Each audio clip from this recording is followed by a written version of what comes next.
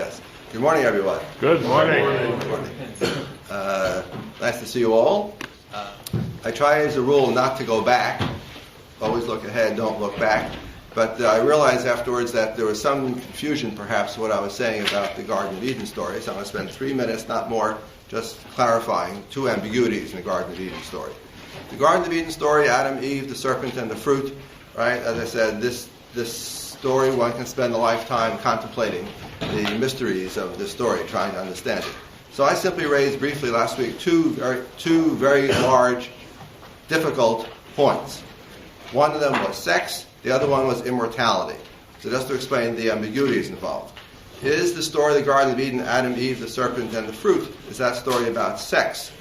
Well, going to one reading, of course, the answer is yes. That's the classic Christian reading given to us by Augustine, right? Where the knowledge that is imparted is the knowledge of the sexual knowledge, right? And human reproduction is the result of that primal sin in the garden. Is that reading right or wrong? I can't tell you. I can simply tell you this is how it's read.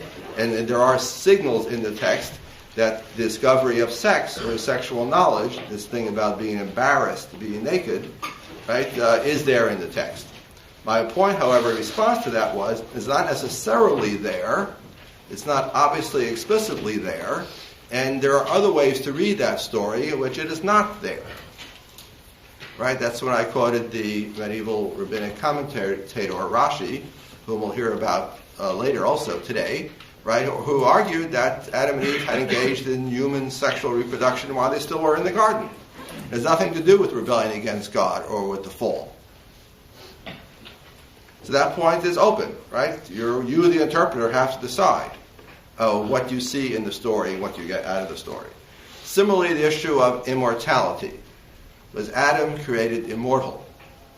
For many readers, the answer is yes. Surely Adam was created immortal, and death is the function of sin. The reason that humans are mortal is because of sin. Once again, you can read the story that way, and many people have read the story that way. However, as usual, the problem is the story doesn't go smoothly, right? There are problems with this story, with this version. Notably, when God says at the end of the story, after the expulsion, you better make sure he doesn't get to eat of the fruit of the tree of life. Then he'll be like us. He'll be like one of the gods. Or perhaps he'll be like us, the God. Right, which strongly suggests that Adam was not immortal. Now you could say in reply, well, he's immortal because he's become mortal because he was expelled from the garden. Had he still been in the garden, he would have been immortal. To which I say, maybe. Depends on how you interpret the passage. So my point simply here was that so much depends on the interpreter, because the story is so wonderfully rich and wonderfully ambiguous. So today we're going to discuss the flood story, using the flood story as the paradigmatic example of the documentary hypothesis. So we have already alluded to this several times over, and already Kugel has already discussed this several times over. But today is the session we're going to spend the bulk of our time asking ourselves, what's this documentary hypothesis? What does it mean? And is it plausible? Am I convinced? So, just to make sure we begin with the big question, the big point. Has anybody out there ever seen a scroll, which is the scroll of J? No. Thank you. No. How about in the Dead Sea Scrolls? No. How about in the secret archives of the Vatican? No. How about in any library? The Jewish Theological Seminary of America Library, which has the largest collection of Hebrew manuscripts in the Western Hemisphere? No. Has anybody ever seen a scroll of P? No. No. You're catching on. Has anybody seen a scroll of E? No. No. Do we have the workroom, the workshop notes of R? No. All of this is, go back to your high school geometry, all of this is a hypothesis. That's why we call it a documentary hypothesis. You ask somebody, show me this J and P of which you are talking, I have to say in reply, I don't have J and P. I can only show it to you in the form in which we have it now, which, according to the hypothesis, it is buried. It has been sewn into the fabric of our Torah, and one thing we do as interpreters is to extract it and reconstruct it, reimagine it. So, Professor, does this mean the whole thing is fake? The whole thing is just a game? Just an agreed-upon fable, as Voltaire would have said? Maybe. Definitely.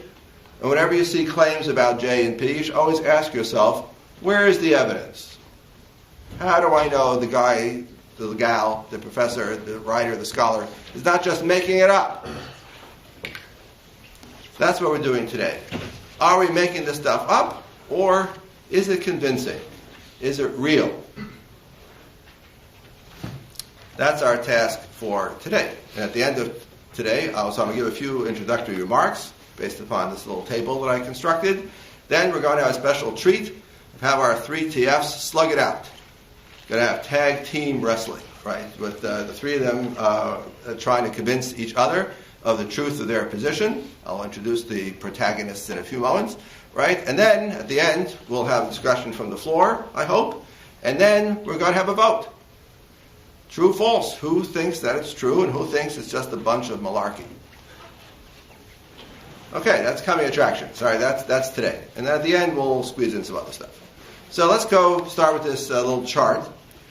These things should be reviewed, because this stuff was already discussed by Kugel explicitly in earlier readings in our course, and implicitly it's come up already. But now's the time to put it all together, to ask whether it makes sense. So, when we read the Torah, 5 books of Moses, that's the battleground about the documentary hypothesis. When we read the Torah, what is our working assumption? So if you're a modern Bible scholar, your working assumption is, or at least you claim, wink, wink, you claim, I don't have any assumption. I am completely objective. I am completely neutral. I don't have any assumptions. Okay, I don't have any assumptions. I read the Bible the way I read any other text. I read the text and I try to make sense out of it as best I can. That's the stated credo of modern Bible scholars. Okay, every reader has a bias of some sort. Thank you. That was my wink, wink, and ha-ha. I was referring to that. Okay. Traditionalists, however, be they Jews or be they Christians, they do begin with assumption, and they're not afraid to state it out loud. Right? My assumption is, I, a traditionalist Jew, a traditionalist Christian, whoever as I might be, right? I believe that the Torah is a unitary composition written by one person at one moment in time. That person is Moses, and that moment in time is, well, sometime a long time ago after the Exodus from Egypt, before the Israelites made their way into Canaan. The key point here is that the traditionalist believes the Torah is a single, organic, unitary composition. The modern Bible scholar says, I don't assume that, because I don't know that that's true. And in fact, the modern Bible scholar continues, when I start reading the Bible, I discover contradictions and inconsistencies. One passage here is not entirely consistent with the passage there, or they're flat out contradiction. 2, 7. Or the names are different, or whatever. So for the modern Bible scholar, the contradictions and inconsistencies are evidence that there's something going on. It's evidence that the text is not a unitary composition. It's evidence that the text is assembled from pre-existing pieces. What we call sources. Now, what does a traditionalist do? Does the traditionalist read the Bible and not see contradictions and inconsistencies? Oh, no, of course not. Traditionalists read the Bible very carefully, sometimes far more carefully than modern Bible scholars. They see contradictions, they see inconsistencies. They're not stupid. On the contrary. But the point is, because they're beginning from a different point, when they see contradictions and inconsistencies, they say, that's not evidence of sources. That simply means these are passages that require interpretation. And for all we know, perhaps that's why they're there, is because the author wants us to interpret them. It's meant to be food for the mill, grain for the mill. Well, we don't have to go quite that far, but we can simply say consistencies, contradictions are only apparent, they're not real, because once we interpret Scripture properly, these all melt away. How about different names of God? For the modern Bible scholar, these again are prime evidence for, again, different sources, which use different names for God. And ultimately, they all get blended together. However, we can distinguish between them and separate them. The traditionalist reader says, no, of course that's not true. They're all the same God, and different names simply reflect different aspects of the divine. Different aspects of the divine. So we're emphasizing this aspect, we have this name, emphasize that aspect, we have that name, and fine. Doesn't always work so smoothly, I have to admit, so it needs a little interpretation also. So modern Bible scholars say not only are there sources in the text, in the Torah, not only that, but we can reconstruct those sources. We can identify them. We can give them names. We can then try to locate them in time, place, and society. We can say, this source is the J source, which refers not just to the name of God that it uses, YHWH or JHWH, not only the name of God it uses, but also the whole constellation of literary characteristics, ideas, religious themes. And that source we can call the P source, not only because it's priestly in orientation, but we think it comes from priestly schools and reflects priestly values and priestly conception of the world. So again, understand the logic. The logic is we have evidence that there are sources, we posit that we can reconstruct those sources, and then we posit that we can locate those sources in time and place. Now, admittedly, we modern Bible scholars are not of unanimity about these questions. Right? Every PhD student has a different take on these questions. True, we argue about these things, but the fact that we argue incessantly about how to reconstruct these things is not evidence against the fundamental working assumption, which is born out of reading the text. To which the traditionalist says, I'll speak politely here in mixed company, baloney. This J, this P, it's all nonsense. It never is, it never was, you'll never find it, because it never existed. You're making it up.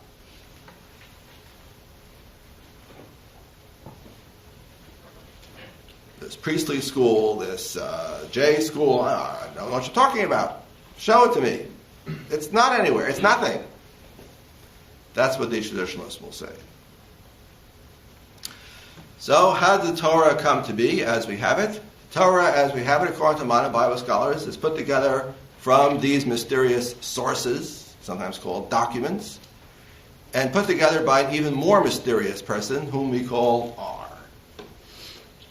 Mr. R, right? Mr. Redactor, who took these sources, or perhaps in some versions of the story, there already were pre-existing redactions of the material. He may not have been the first one to try to put it together, but he's the last one to put them together. These various bits and pieces get stitched together brilliantly by a redactor. Why do I say brilliantly? So brilliantly that he allows the traditionalists to think that there was no redactor.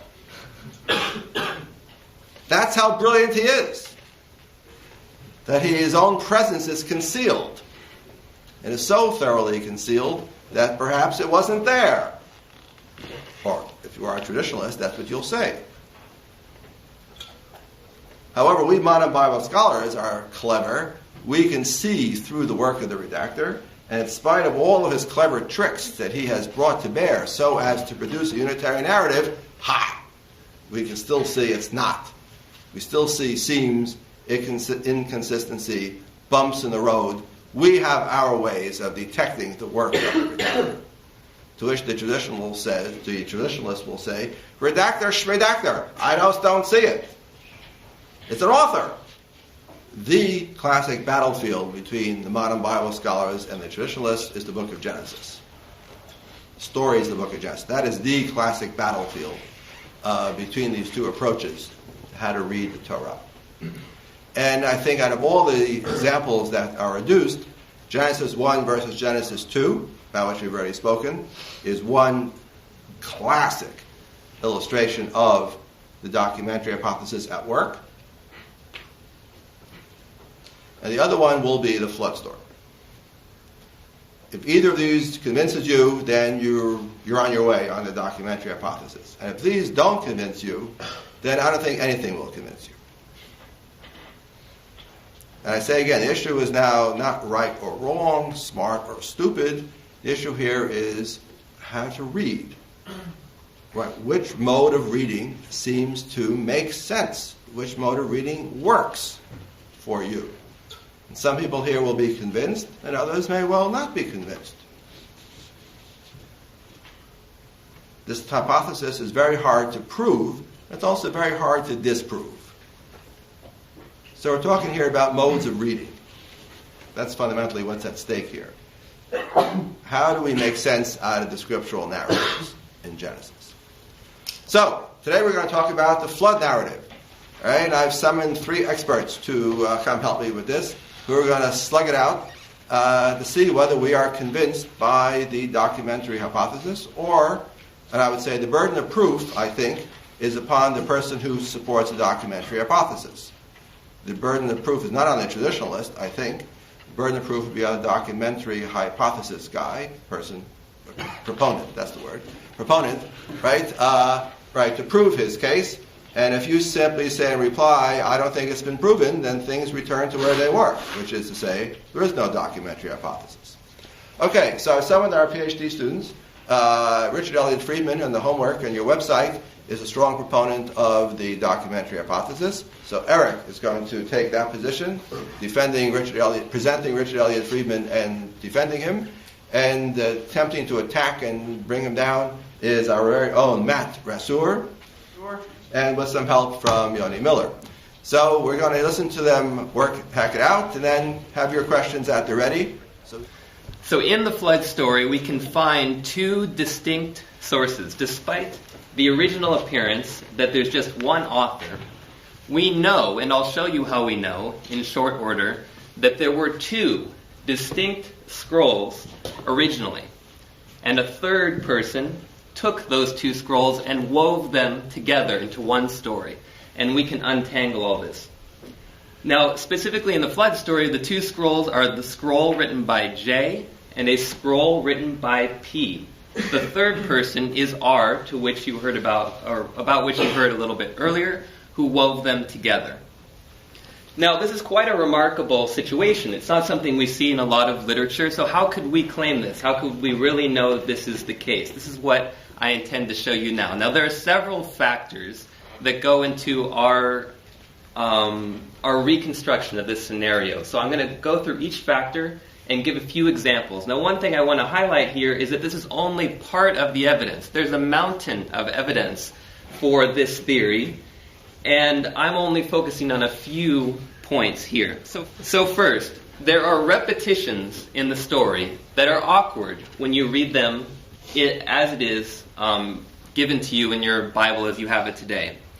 But when we separate the text into 2 sources, these repetitions disappear.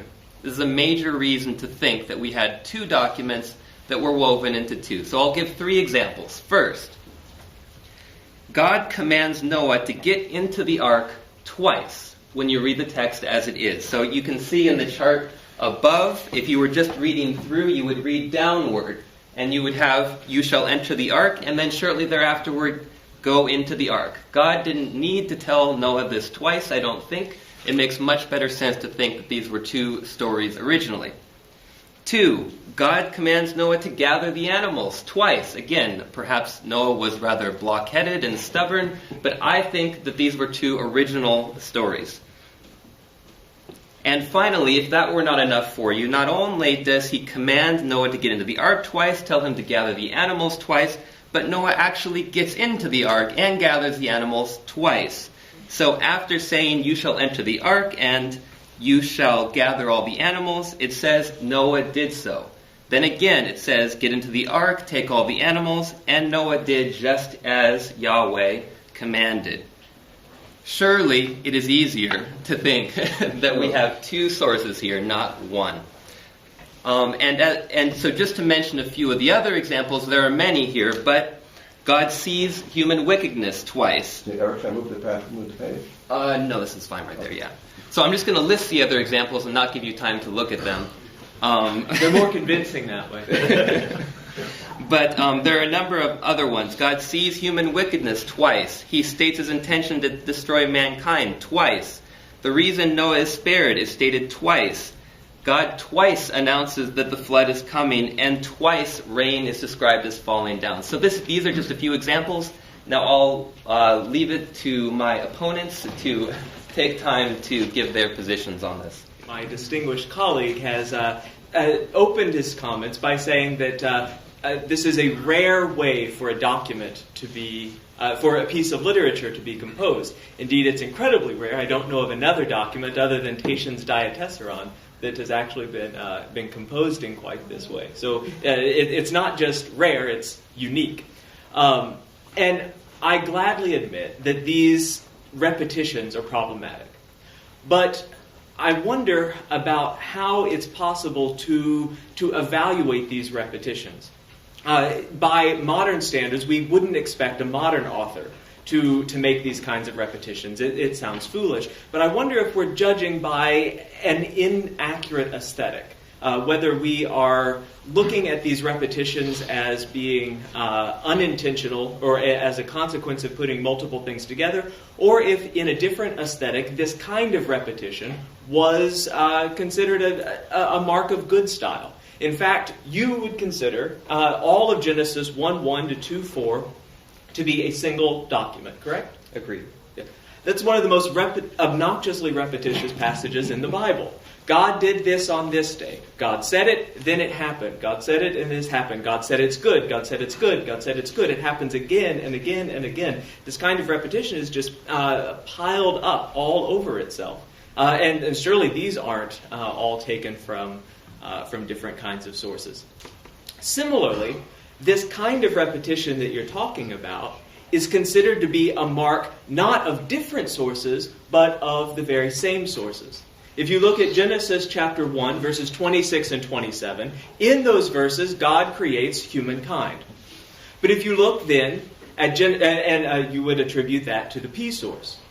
If you look at Genesis 5, verses 1 and 2, again, God creates, this theme of God creating humankind is recapitulated. You would identify that as part of the P source again. So if this is supposed to be a continuous P document, not only do we have in this putative single document the story being told twice, the fact that it's being told twice is offered as evidence that the document is continuous. My task is to season Matt's disagreements with Eric with the viewpoint of Rashi, R-A-S-H-I, Rabbi Solomon, the son of Isaac, Rabbi Shlomo Yitzchaki, who was a Jewish traditionalist exegete, a biblical interpreter, who lived in northern France, born in the year 1040, died in the year 1105. Very easy to remember because he lived for only 25 minutes, 1040 to 1105. You'll remember that forever. Before I get to Rashi's comments on this episode, and he has many, I just would like to address a number of Eric's points. With regard to his specific examples, let's take the first example. So unfortunately, Eric has given you a somewhat decontextualized quote. However, even from the fragments of evidence that he has presented us, you can still tell that there's a difference between these two texts. The first text, you shall enter the ark, which Eric says is repeated later in 7:1, is actually part of God's plan that he reveals to Noah before the flood, much like a pilot reveals his flight plan to the passengers before he takes off. So when the pilot says, I'm going to taxi the airplane down the runway, we're going to take it up to a cruising altitude of 30,000 feet. That doesn't mean that he's actually doing those things as he says them. He's revealing his plan beforehand. So when God says, you shall enter the ark, essentially he's telling Noah, well, I'm just letting you know that when I'm going to destroy the earth, this is what you're going to do. And then in verse 7:1, God commands Noah, okay, it's showtime, go into the ark. That's not a repetition. In fact, if we look closely at the verbs themselves, from a grammatical standpoint, they're two totally different kinds of verbs. You shall go into the ark is an indicative verb, whereas go into the ark is an imperative verb. So that example is not a repetition, is evident from a close reading of the text itself. And by the same token, with regard to Eric's third example, Noah did so. Here I'll draw on Rashi's comment. So Eric points out that the fact that Noah seems to have done the same thing twice is a repetition. However, perhaps Noah did so means that Noah built the ark. What he did is not specified. And in verse 7:5, and Noah did just as the Lord commanded him, perhaps that's Noah entering the ark. So before we take these decontextualized fragments and we proceed to construct this massive argument that essentially undermines the authority of the Bible, I think it warrants taking a closer look at the texts themselves, and so doing, we find, in fact, that the Bible is a unified document with authorial integrity. A couple things that you might have been confused by, or that I think they pulled the wool over your eyes on a couple of those things there. First of all, the claim was made that you shall enter the ark is a different verb than go into the ark. It is indeed a different verb, but it would be a mistake to think that the verb in the first case couldn't be a command. That verb could be a command. It's not clear just from the language that it has to be, that it can't be a repetition. Further, on a normal reading of the text, when it says Noah did this, and you had a list of things, if we're not trying to bring this together as a unified document, we would normally read that as referring to everything that came before.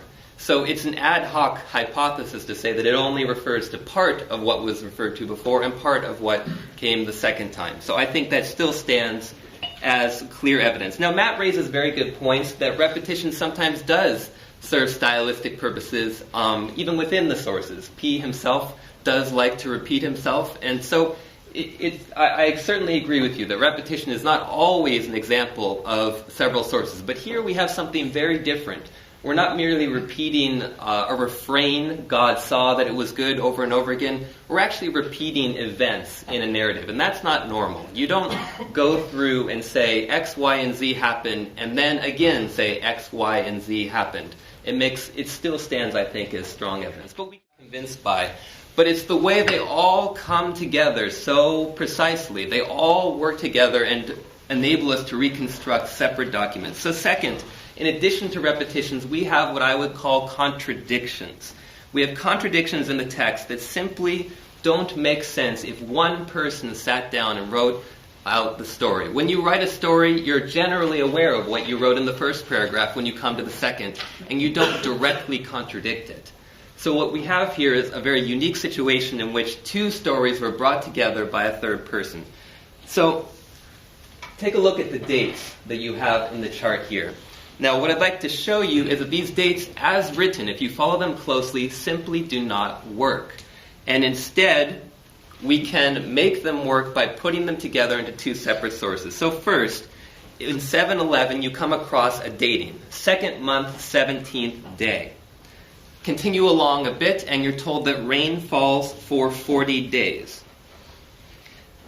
So, 40 days. Next, we have the flood increases for 150 days. Now, this is a little odd to begin with in a lot of ways, but one way you might try to put it together is you'd say there was rain, and then the flood increased an additional 150 days. So that's 190 days, but then we get another dating.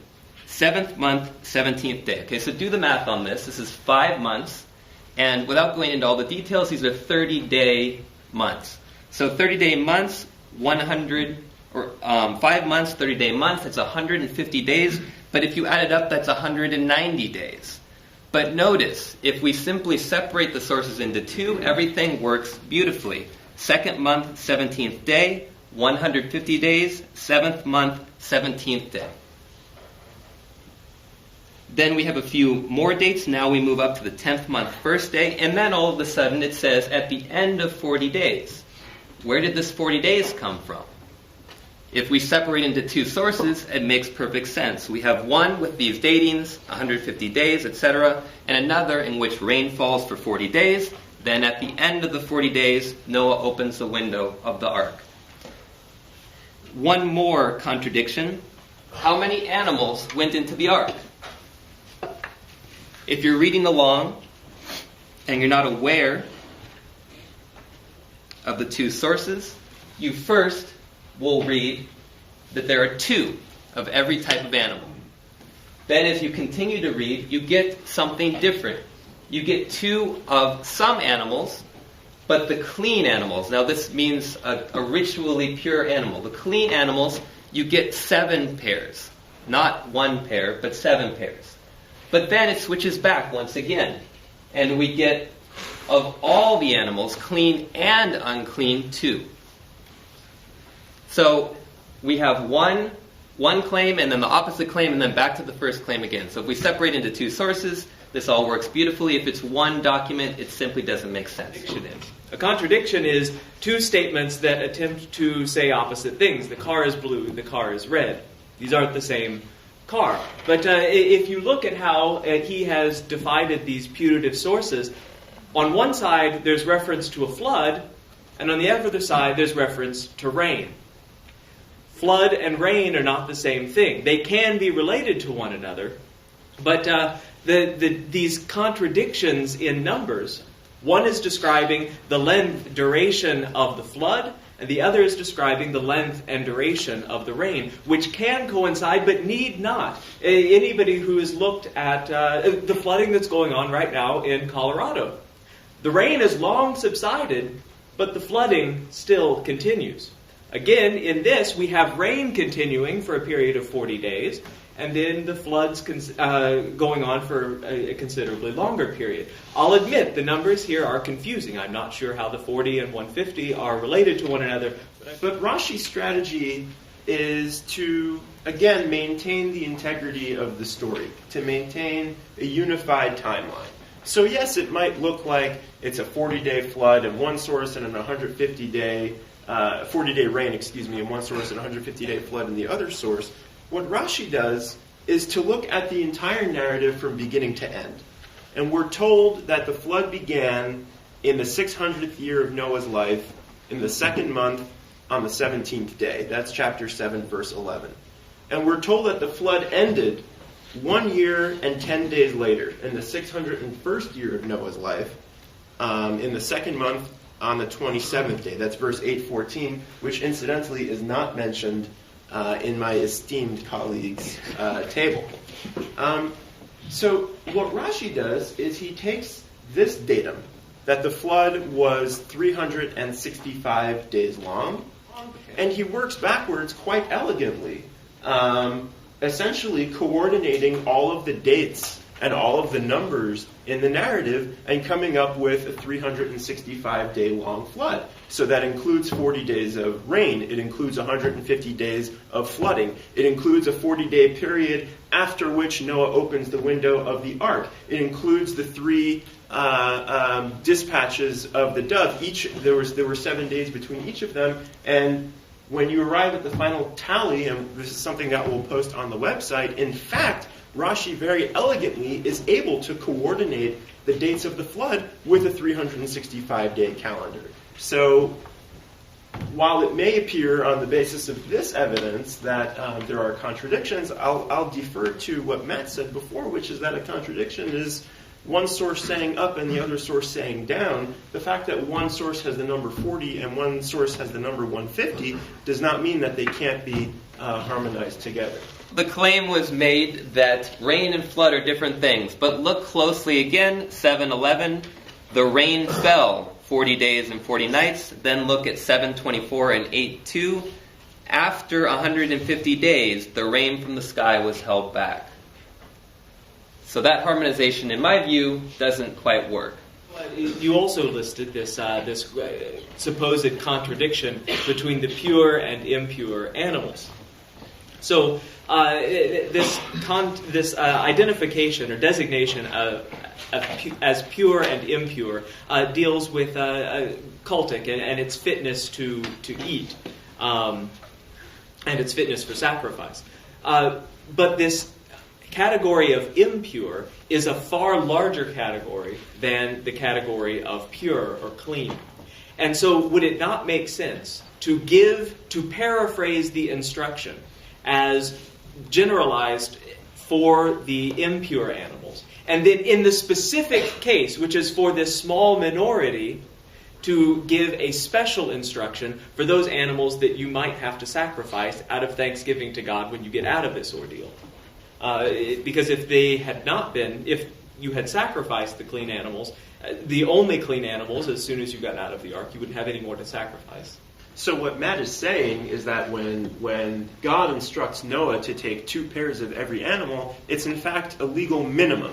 You should take a minimum of 2 pairs of each animal. One pair. You should take a minimum of 1 pair of each animal. And with regard to pure animals, however, you should take 7 pairs. There's no contradiction there. Those are supplementary and complementary to each other. Well, thank you both. I certainly respect, your willingness to look closely at the text and the details, and really these are very beautiful readings. I respect what you're doing here. At the same time, if we just look at the details as they go through, let's suppose what you're saying is correct. Let's suppose that we have a statement of a minimum of 2 of each. And then it clarifies, now 7 pairs of each and 2 of the other. But then why go back in the following statement and very explicitly and deliberately say that of the clean and the unclean there will be 2? A minimum of 2. Fair enough. Thank you. Okay, if time permitted me, I would go on, as I'm sure that doesn't surprise you. And there's even more evidence for what we're saying here. And what I would suggest is that, again, any one of these pieces of evidence might not be so convincing. But when we add them all up, when we put them all together and see the way that they all fit with each other, none of these pieces of evidence points in different directions, all in the same direction, we have a very convincing case that, as I suggested, there were 2 stories, a third person put them together and wove them into the text that we have today. I would say that the evidence shows tensions, shows certain contradictions, but the way that the most effective way of dealing with these is not to assume a unique kind of composition that's never been attested anywhere else in the entire world, but rather to yield to the authority of this author and the authority of the way this text has been transmitted to us. Where do dinosaurs fit into this? I think they're in the J source. Yes. So why is R allowed the contradictions to endure, giving now fodder for modern Bible scholars centuries later? So that is an interesting question. You would think that R would smooth out the contradictions, but I think that he left them there because the 2 texts that he had were already sacred. So he didn't want to change them because he viewed them as holy scripture, and so he wanted to keep them exactly intact as they were, but weave them together.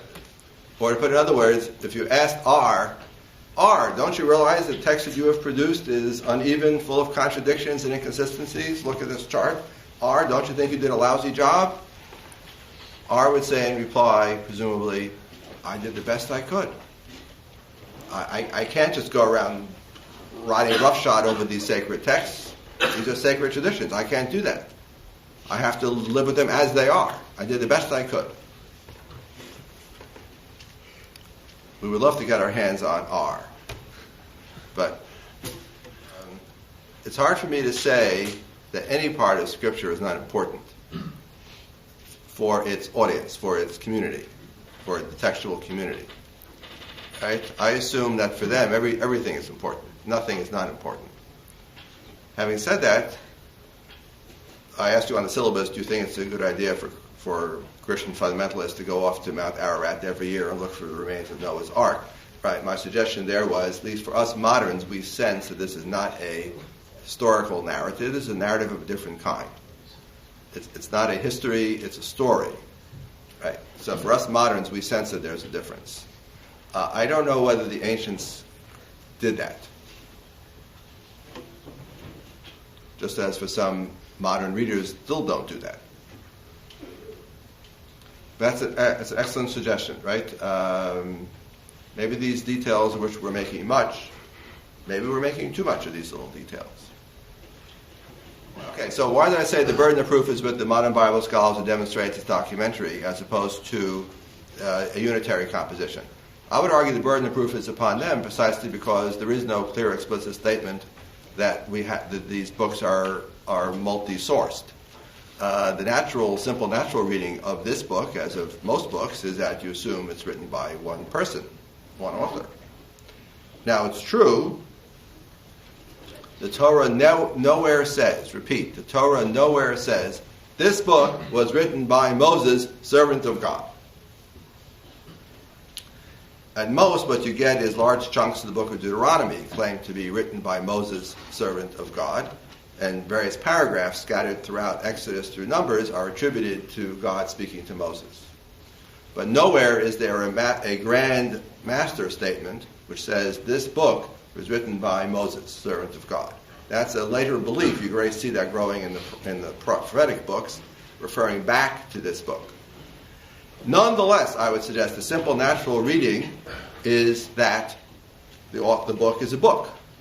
It has an author. And the burden of proof would be upon someone who says that, no, this is not a single unitary composition. It, in fact, is drawn from all kinds of different sources.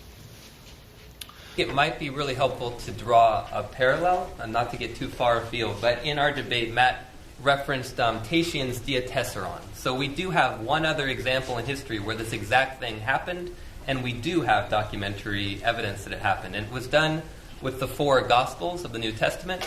Someone took the 4 Gospels and they had parallel accounts, and he wove them together because in his view, they were all true, and they did all work out together, and he simply wanted to show how, by weaving them together. So R had a similar situation. He had 2 different accounts, he thought they were both true, and he just wove them together, even though it left these difficulties.